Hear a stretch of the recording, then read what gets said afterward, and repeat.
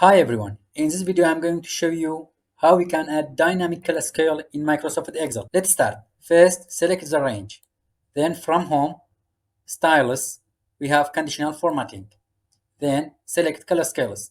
From this one, we have three color, green, yellow, red color. This one, red, yellow, green colors, and so on.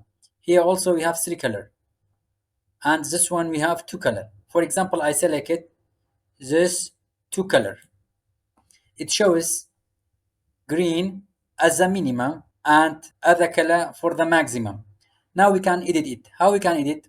Select it, then from conditional formatting, manage rules, edit rule. For example, I change this color to this green and the highest value to this one.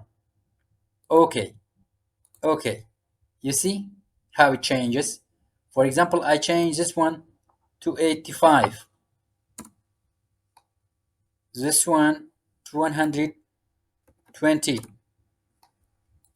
this one to 35. Okay, that is the way to edit it. If I want to remove color scale, just select it again from conditional formatting, clear rules, clear rules from entire sheet. That's it. If you found this tutorial helpful, like it, leave a comment and subscribe. Have a nice time.